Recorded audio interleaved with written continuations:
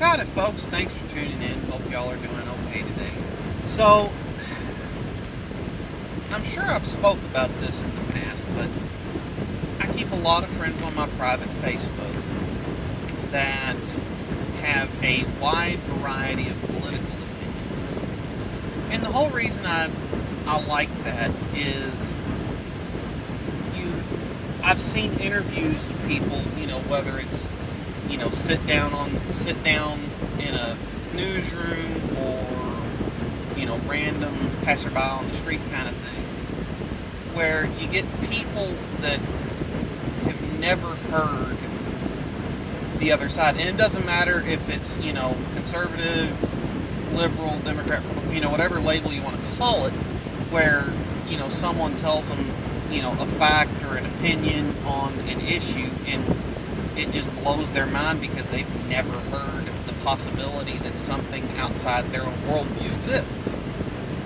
And I never want to insulate myself from a different point of view or a different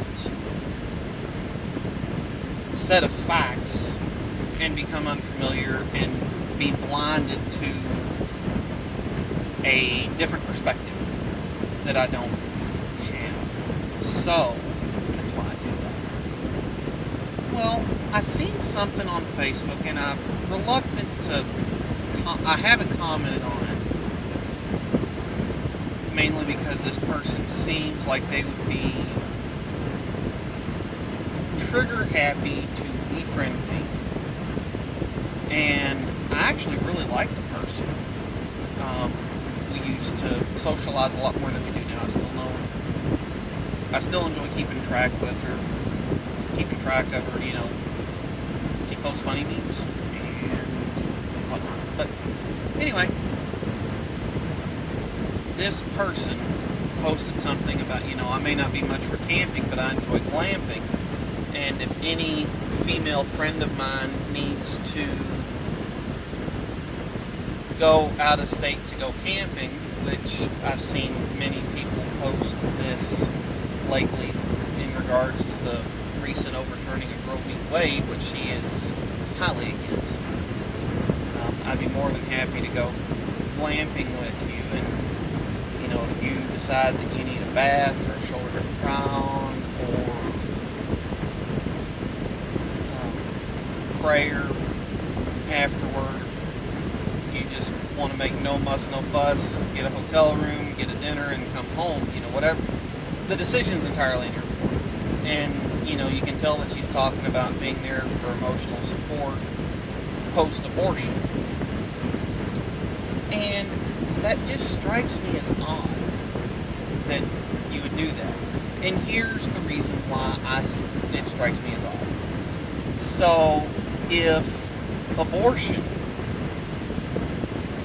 in your mind and in your worldview, has zero moral implications, it's not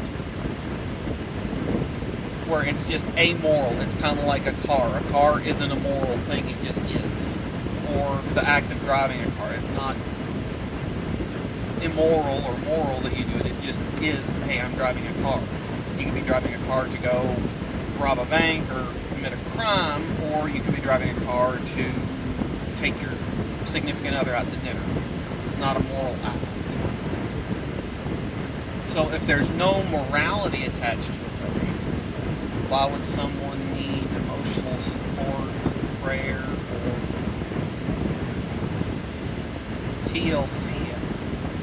Now, don't get me wrong. I have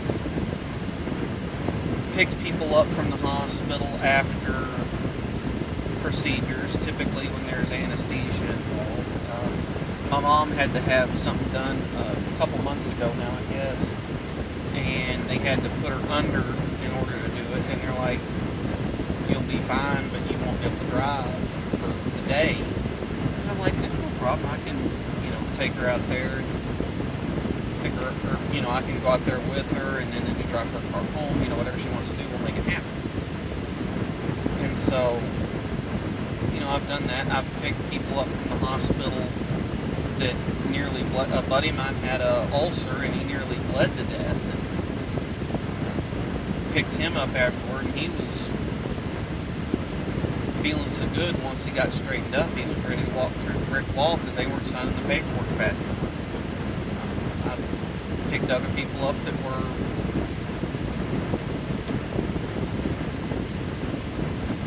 not doing too well when they got out of the hospital. Or I've been there when they got out of the hospital. They weren't doing too well. And needed help getting into the vehicles or whatnot. I've picked people up that were recovering from surgeries, didn't have full mobility, and so they were moving slow, getting in and out of the car, a little unsteady on their feet kind of stuff. But I don't get... In my opinion, you're performing mental gymnastics if, hey, it's a clump of cells, it's an inconvenience, it's bad timing or whatever, so you're getting an abortion. I'll be there for moral support. It either is or it isn't. You don't get to have that one both ways. I get that women that have had abortion, it's a tough decision, but the pro-choice advocates that, abortion's a good thing because it can save a woman's ability to get a job or whatever. You're arguing all the things and not making a huge amount of sense. And that kind of irritates me. Like, if you're going to make an argument, at least make one that makes sense. And in my opinion, you don't get to say, well, this is a tough decision, I'll be there for moral support, if it's a decision that has no bearing on morality, good or bad. Something that just thought was weird that people are doing. And that's something that if people are debating an issue, and it can be anything, you need to be intellectually consistent.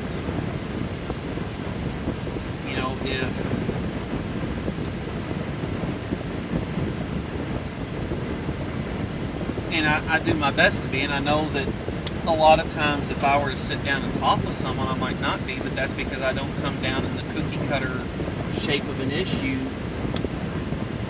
based on political affiliation. There's a lot of issues where there's some seriously tough questions or tough answers to work through. And I can't give a straight yes or no or this or that answer on a given topic of discussion. You've got to sit down and really hash it out and roll it around and drill down into your moral standings. I could give you my perspective on a lot of topics. On some of them, it would take a long time, more than just a soundbite answer on the 6 o'clock news before going to the and other news and stories. So,